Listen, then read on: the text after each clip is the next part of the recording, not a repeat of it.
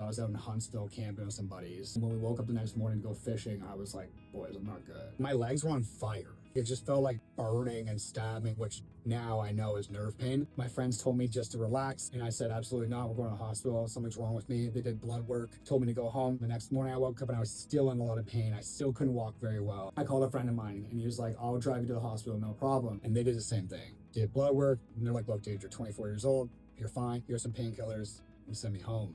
The next day I woke up paralyzed and never walked again.